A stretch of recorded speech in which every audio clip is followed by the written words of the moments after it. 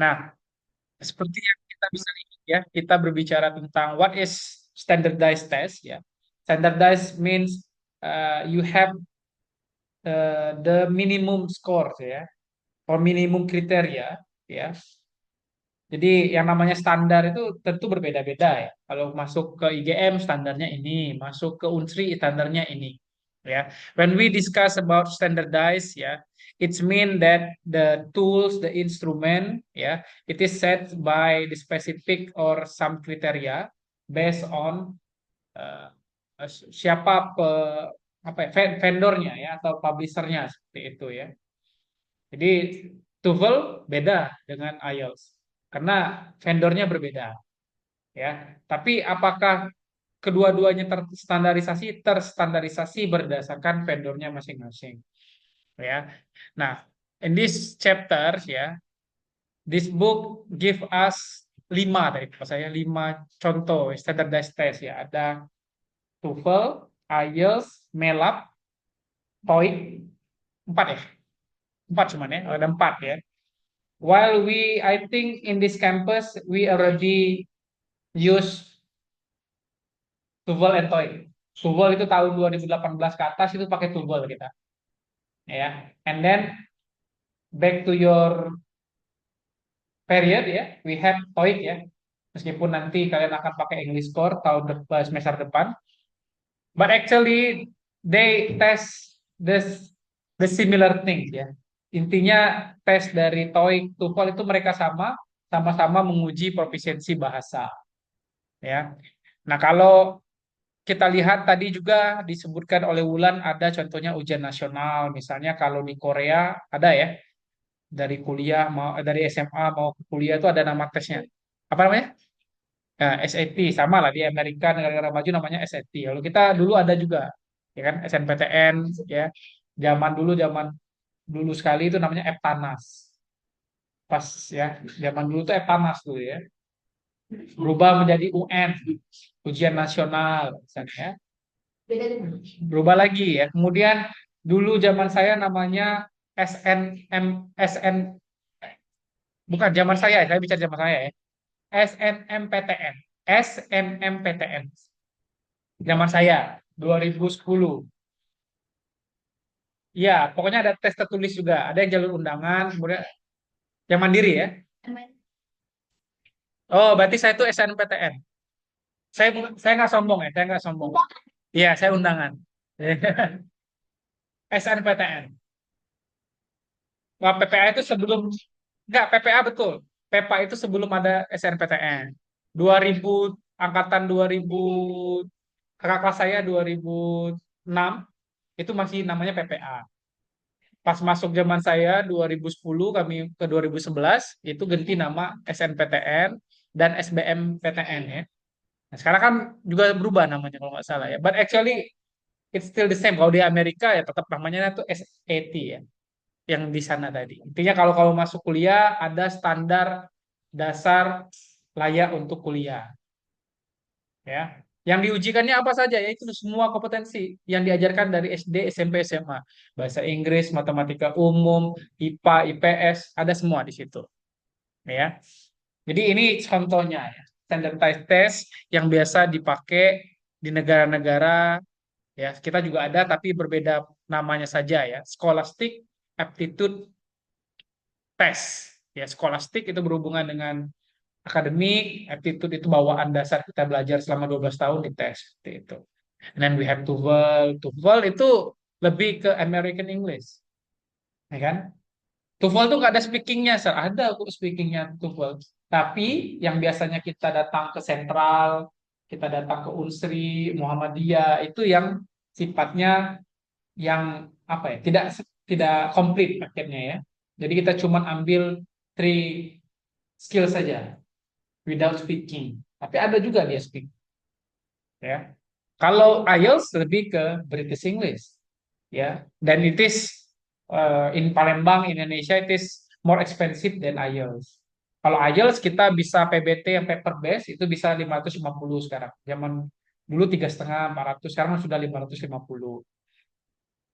PBT ya, tapi kalau IBT lebih mahal ya. IBT 1.400.000. ABT itu internet based test, ya pakai komputer, internet, dan soalnya beda dengan PBT. IELTS ya kalau tesnya saja 3.200.000 sekarang. Kenapa? Karena kita mengundang bule, ya kan? Karena because we have the section that we interviewed ya, being interviewed by the native speaker, ya. Kalau di TOEFL nggak ada, kecuali yang paketnya lengkap 3.200.000 sekarang. Ya sama saja actually ya. It tests our proficiency in English language, ya kan? Kemudian itu apa tuh? GMAT ya. GMAT tadi apa? Kepanjangan GMAT. Apa kepanjangannya tadi? GMAT, ya. Itu kayaknya ada berhubungan dengan apa tadi yang di akhir ya? GMAT. Ada nggak GMAT? Information untuk tes Ya, untuk masuk ke S2. Ya, masuk ke S2 kita ada namanya GMAT. Tapi di kampus kita nggak ada ya, karena rata-rata tesnya itu umum. Kalau saya dulu di Unsri ngambil S2 itu tes potensi akademiknya Bappenas. Jadi ada TPA, TPA-nya itu Bappenas. Ya, kalau dari S1 ke S2 ada standarnya seperti itu. Kemudian pas bahasa Inggrisnya juga ada, pakai TOEFL juga. Ya, nah this is the standardized testing that we commonly use ya. I think in Indonesia also ya. Jadi sama saja intinya itu adalah semata-mata bahwa standardized itu artinya adalah it is still developing and then it based on research and development. Soalnya berubah-berubah. Itu karena apa? Riset terus kan. Makanya dia standarisasi. Makanya di halaman pertama buku tersebut menyampaikan bahwa yang disebut dengan standardized testing, ya, a good standardized test is the product of throughout process of empirical research and development. Ya, sebuah tes terstandarisasi itu adalah sebuah produk yang mengalami proses panjang berdasarkan pengalaman, berdasarkan riset dan pengembangan. Itulah arti standardized. Ya, makanya kalau kita buat kue, kita pengen kue kita itu enak, kan kita berinovasi terus. Mulai dari tepungnya, coba tepung yang lain yang lebih enak.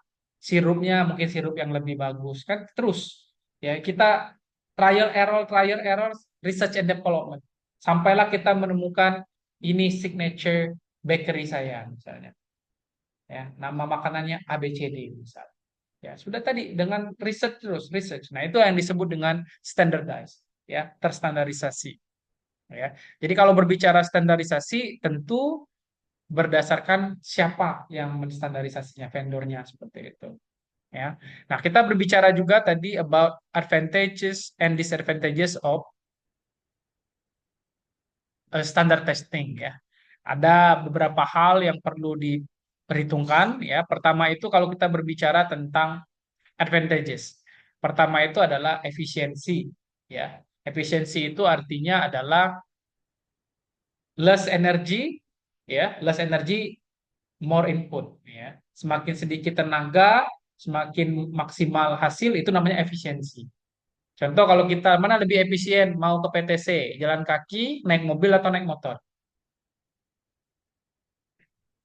Yang mana? Lebih efisien? Motor, lebih efisien ya, lebih cepat ya. Karena kadang PTC mau macet misalnya kan. Jadi lebih efisien. Jadi efisien itu less energy ya, sedikit tenaga, maksimal hasilnya. Jadi apa artinya di sini? It's mean that when you employ this test, jangan menyulitkan kalian sebagai vendornya atau sebagai guru. Ya, kalau pilihan ganda itu dikira cukup untuk ratusan mahasiswa, ya lebih baik karena mudah untuk mengkoreksinya, misal. Ya, lebih efisien ya ketimbang kalian buat soal 10 esai untuk 500 peserta. Siapa yang meriksanya? Cuma satu orang guru. Nah, sakit kepala gurunya. Berarti tidak efisien. Ya. Nah, kemudian lagi-lagi ya berbicara tentang efisien itu tidak bisa seperti itu saja ya. Misal kalau kalian pengen menguji speaking, nggak bisa dengan pilihan ganda, tidak efisien juga dia. Malahan itu tidak valid untuk menguji speaking.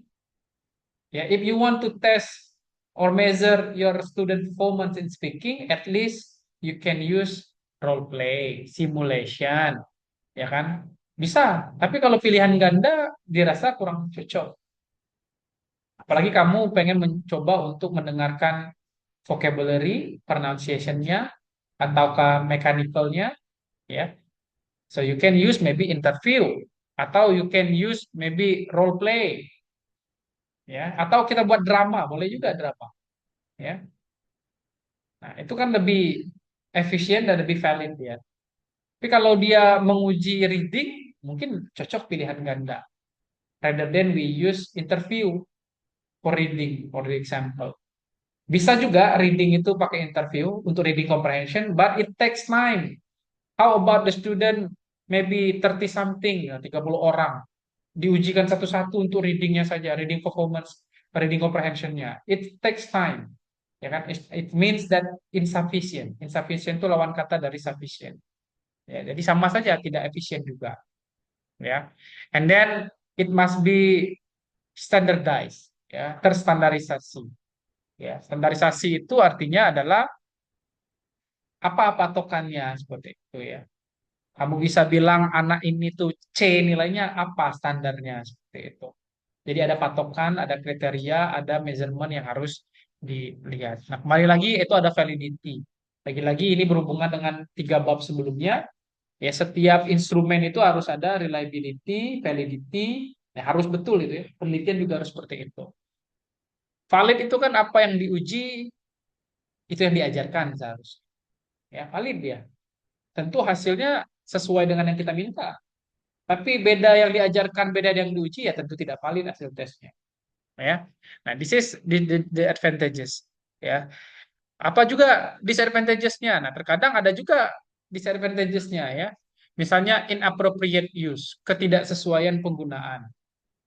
Ya, misal kita gunakan GMAT tadi ya, GMAT ya betul ya. GMAT tadi, tapi untuk anak SMA ke kuliah S1, saya rasa belum cocok. Karena GMAT itu diperuntukkan untuk S1 ke S2, ya kan? Mungkin materinya terlalu ya, too difficult to answer for the fresh graduate, for the example. Ya. Nah, kemudian indirect test. Indirect test itu bermakna apa tadi, Ulan? Ini siapa tadi yang jelasin? Dini ya. Ulan. Nah, indirect test. Ya. Indirect test itu artinya tes tidak langsung. Gimana maksudnya tadi itu? Itu Mm-mm.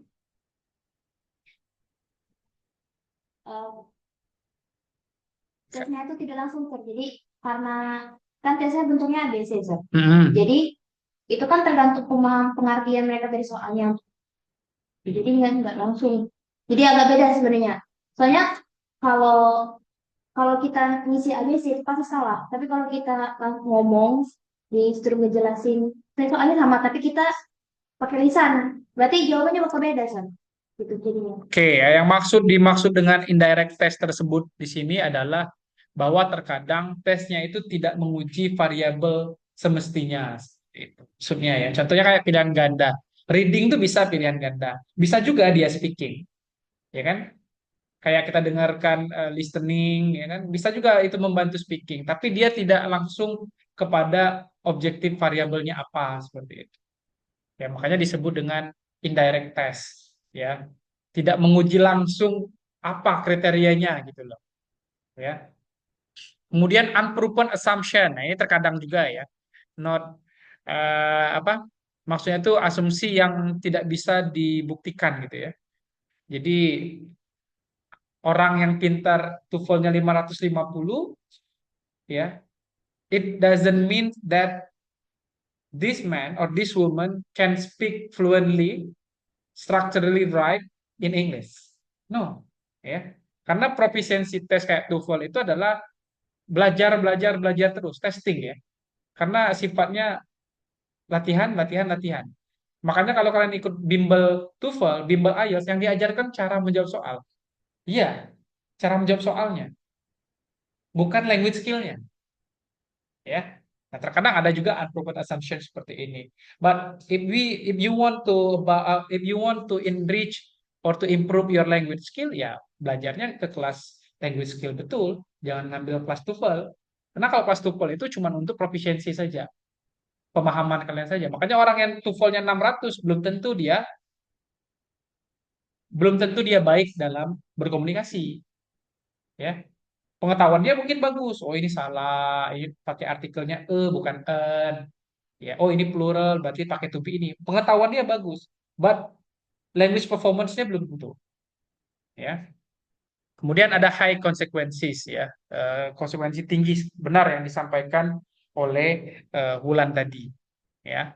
Yang disampaikan dengan high consequences. Nah, ini adalah beberapa disadvantages, ya, eh, yang bisa saja terjadi dari tes-tes yang sudah lama kita kenal seperti itu, ya. Nah, dan apa dampaknya, ya? Apa dampak dari tes terstandarisasi? Ya, tentu ya, kalau kita saja, kenapa ini kemarin waktu akreditasi saya ditanya, UIGM apa kompetensi bahasa Inggrisnya Pak Dio? Kami pakai British Council Pak, saya bilang.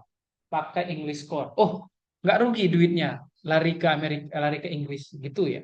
Asesornya nanya. Asesornya ini ke mantan presiden Asosiasi Program Studi Pendidikan Bahasa Inggris di Indonesia. Nggak rugi ya, karena mereka punya program sendiri. Karena di Indonesia ini ada program bahasa Inggris yang dibuat sendiri oleh Asosiasi TOEFL. Kita namanya TEFLIN ya. Asosiasi Guru-Guru Dosen-Dosen Pengajar Bahasa Inggris di Indonesia. Ada namanya. Karena kalau English Core tuh uangnya berlari ke Inggris. Itu yang ditanyakan sama asesor. Tapi kan demi branding ya. Oh, IGM ada logo British Council-nya untuk internasionalisasi, ya kan? Jadi kita bisa saja untuk mempengaruhi itu. Makanya standardized testing itu orang kalau kerjasama dengan TOEFL pasti ada logo TOEFL-nya. Untuk apa? Untuk branding. Karena apa? Karena vendornya udah terkenal sebagai lembaga penyelenggara tes, ya. Sama yang kita lakukan seperti itu. Meskipun tidak nasionalis, karena kita menggunakan produk orang, ya. Padahal di negeri sendiri ada, gitu loh maksud asesor itu kemarin waktu bertanya kepada saya, ya. Jadi ada beberapa dampak, ya. Kalau untuk siswa misalnya bisa saja pressure, ya.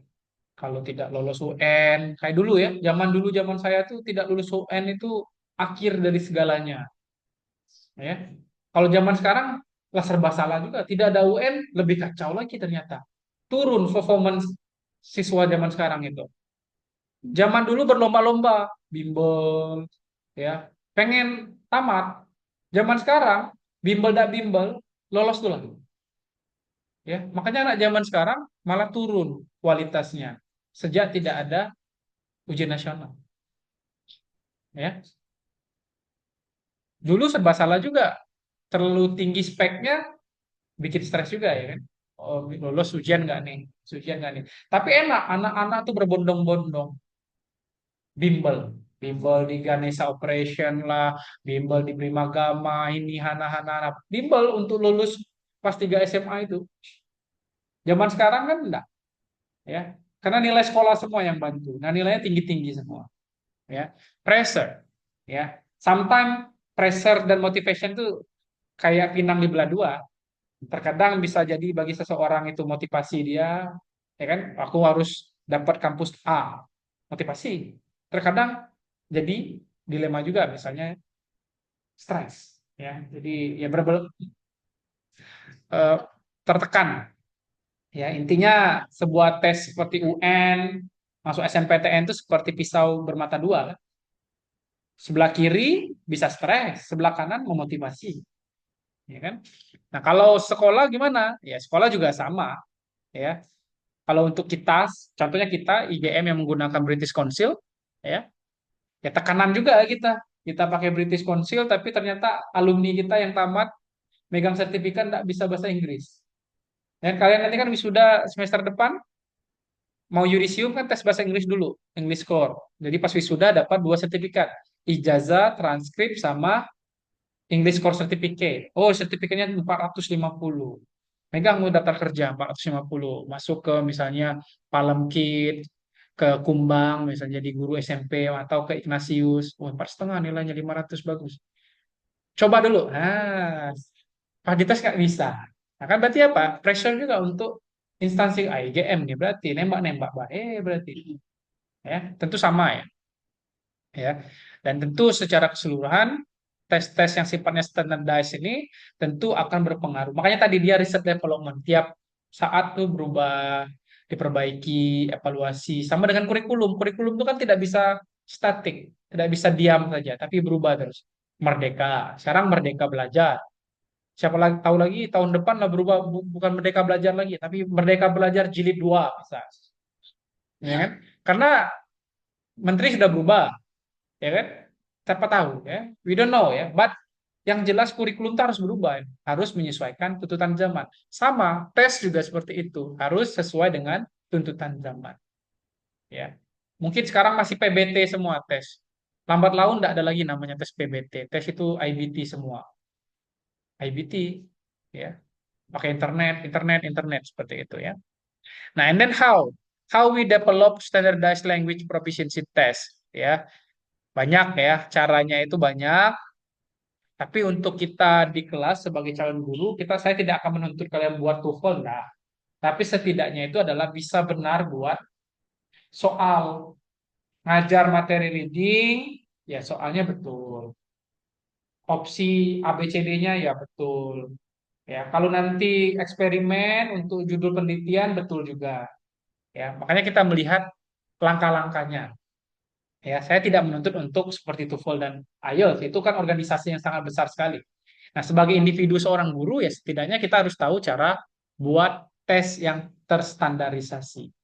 Pertama itu ya balik lagi objektif, ya kan? Apa tujuan tesnya? Sama kayak dua bab sebelumnya. Apa tujuan tesnya? Oh, saya pengen menguji vocabulary mastery dari siswa SD. Vocabulary-nya ya udah itu tujuan kalian vocab. Berarti yang di luar vocab jangan masukin dulu ke dalam materi kalian. Jangan diujikan juga, ya kan? Kemudian design test specification. Tesnya seperti apa? Spesifik. Namanya specification itu jelas. Jumlah, waktunya berapa, materinya apa saja, ya, nilainya berapa kalau benar, apakah kalau salah pengurangan soal, misalkan ada seperti itu. Buat tes spesifikasinya. Tes spesifikasi itu artinya adalah mulai dari perencanaan sampai ke evaluasi. Kapan tes ini akan diujikan? At the end of the course, misalnya, pada terakhir kursus. Ya jelas di situ. Oh, berarti 16 pertemuan di minggu ke-16 akan ada assessment. Ada 50 soal, terdiri dari 4 skill. Speaking sekian, ini sekian, bla bla bla bla. Semua instruksinya jelas-jelas. Scoringnya juga jelas. Lengkap. Ya, materinya juga jelas. Ya, kemudian didesain, select and arrange. Apakah akan diacak-acak? Apa kayak TOEFL? Kalau TOEFL kan per sesi skill. Listening dulu. Listeningnya itu 25 menit. Ya kan? Listening di TOEFL itu kan 25 menit. 50 soal, ya 50 soal, 25 menit. Sorry, 35 menit. Setelah itu nggak bisa, habis dia. Lanjut ke structure. Structure 40 soal. Waktunya berapa lama? Waktunya misalnya 25 menit. Ya kan? Nanti reading 50 soal, waktunya 55 menit. Ya sama, dibuat apakah diacak-acak? Kalau diacak-acak pusing juga misal, ya kan? Atau kayak soal PNS misalnya kan dibagi juga per sesi TIU, TKP, ya kan dan lain-lain. Ya. Jadi ini di-select, di-arrange ya. Kemudian supaya jelas ya nanti bentukannya itu seperti apa. Setelah itu baru ada evaluation. Evaluation itu bisa sekalian kalian melihat apakah ada yang kurang, ada yang salah, ada yang typo, ya kan? Makanya soal UN itu sangat jarang ditemui errornya. Kenapa? Karena sudah berapa kali difilter, ya. Makanya kalau kalian jadi guru nanti ada namanya MGMP, Musyawarah Guru Mata Pelajaran. Jadi seluruh Palembang guru bahasa Inggris semua. Jadi kalian tuh nanti belajar sama-sama guru bahasa Inggris sekota Palembang, biasanya kabupaten kota ya. Nanti gini loh kita, gini loh materinya, ini loh ini. Itulah fungsi komunitas tersebut, ya. Jadi Kalau di sekolah swasta lebih baik lagi saya rasa. Teman saya yang di sekolah Al-Azhar itu saja, malahan tiap tahun mereka ada evaluasi pembelajaran. Jadi guru-guru yang di sekolah-sekolah swasta tuh ada evaluasinya. Kalau PNS kan enak dia. Mau dia malas-malasan tetap PNS itulah. Ya kan? Kecuali melanggar pidana, barulah pemecatan atau mutasi. Kalau swasta kan kita sistemnya 2 tahun, 4 tahun. Tidak perform kita, Kak. Cobalah kalian nanti masuk ke IGS, Al-Azhar. Tapi worth it. Teman saya tuh bertambah ilmunya ketika dia menjadi guru SD dan guru SMP di Al-Azhar. Kenapa? Karena tiap tahun ada namanya apa camp untuk peningkatan kompetensi. Ke Jakarta, kerjanya ke Jakarta. Yang nanya tuh dosen-dosen, profesor, psikolog, itu nambah apa ya performance kita jadi guru itu ya. Nah itu hebatnya sekolah-sekolah swasta itu ya, karena mereka apa kecil, ruang lingkupnya kecil, jadi mereka sangat selektif sekali. Contohnya lagi SIS, Singapore International School itu jangan salah itu, ya sangat selektif, masuknya saja susah. Belum lagi kita di assessment sama guru senior, kepala sekolah sampai ke yayasan. Ya, tapi perform teman-teman saya perform, teman-teman guru bahasa Inggris di SIS itu rata-rata teman saya S2 ya, yang di SIS itu ya, rata-rata. Oh, mereka hebat-hebat semua malah. Bahasa Inggris yang ngajar tuh udah hebat, emang beneran hebat, ya kan? Dia evaluasi, ya. Dia jangan sampai sebelumnya juga ya, dengan bab yang sebelumnya, ya.